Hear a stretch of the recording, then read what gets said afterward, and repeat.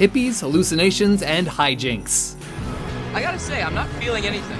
Welcome to Watch Mojo's Top 5 Facts. I figure you can do about 4 at a time. Today we'll be looking at the weird world of hallucinogens and counting down the 5 strangest truths about the scandals, the science, and the history of hallucinogenic drugs. The mushrooms are turning on me!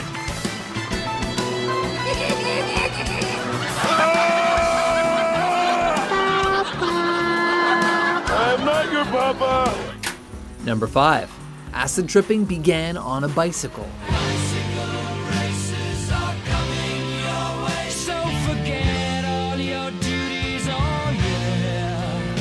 On April 19, 1943, Swiss chemist Albert Hofmann was at work examining a substance he had created 5 years previously and accidentally absorbed a small amount through his skin.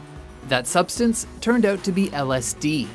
When the effects of the drug became too much, he decided he needed to go home. This was during World War II though, and vehicular travel was prohibited due to frequent bombing raids, so Hofmann was forced to ride his bicycle home while under the influence of LSD. I had a feeling of happiness I had never had before.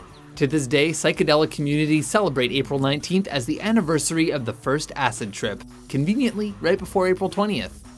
FYI, the next time 419 and 420 fall on a weekend is 2025. So, mark your calendars, stoners. Okay. Number 4. The CIA had prostitutes and a magician on staff in its LSD mind control department. Jeez, this almost sounds like a bad episode of Archer. Commencing the modified Ludovico! No!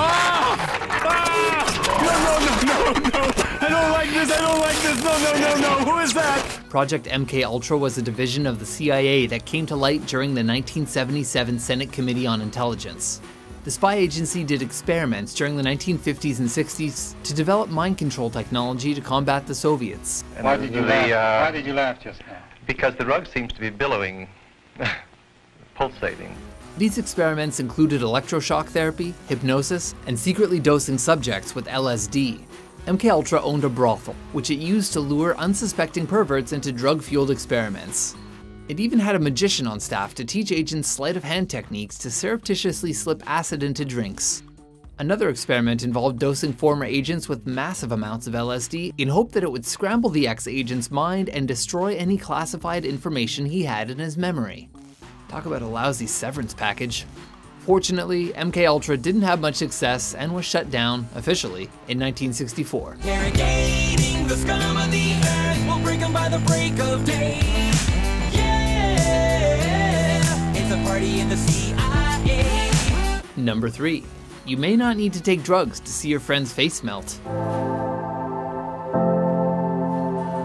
An Italian researcher made pairs of test subjects stare into each other's eyes for 10 minutes while in a dimly lit room. He found that 90% of them saw their partner's face become disfigured.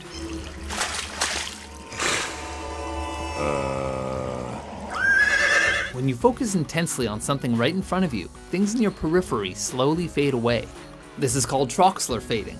The researcher believes that the hallucinations occur when the brain tries to fill in the gaps left by Troxler fading. The brain is so addicted to its senses that it creates its own images when it stops receiving information.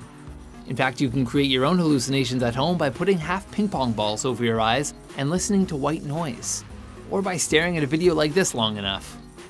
Number 2. Hallucinogens may be useful for treating addiction. 500 pounds of hallucinogenic mushrooms are taken off the streets after a massive drug bust in Claremont County. The legal status of LSD and magic mushrooms has put many barriers in front of researchers. Alfred Hofmann, the Swiss guy who discovered LSD, called it medicine for the soul and hated the fact that acid couldn't be used clinically. You may see the world in a different way. You see it as it really is. Wonderful. The studies that are available seem to suggest that hallucinogens might be an effective treatment for addiction. One meta-study of LSD trials showed promise with alcoholics. Another suggested that magic mushrooms, used in combination with behavioral therapy, doubled the participants' success in quitting smoking. In Peru, at least one addiction center uses the Amazonian hallucinogen ayahuasca as part of its treatment program, and reports success rates much higher than more conventional methods. How's being sober? It sucks. Boring, right? So boring. Number 1. A pitcher once threw a no-hitter while high on LSD. Doc Ellis pitched a no-hitter on LSD. Those who've taken LSD, tell the others how hard that might be. In baseball, a no-hitter is just what it sounds like. A team goes the whole game without earning a base hit.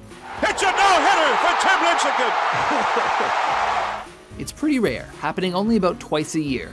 On June 12, 1970, Doc Ellis threw a no-hitter while pitching for the Pittsburgh Pirates. He woke up stoned and dropped a tab of acid, thinking, incorrectly, that he didn't have a game to play that day. What happened to yesterday? She said, I don't know, but you better get to that airport.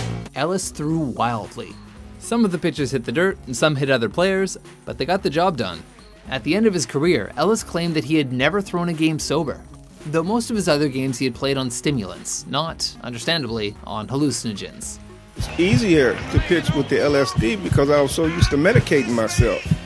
That's the way I was dealing with the fear of failure. The fear of losing, the fear of winning.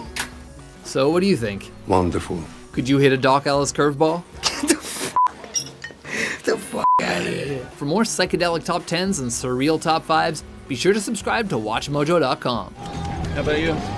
I'm not feeling a goddamn thing.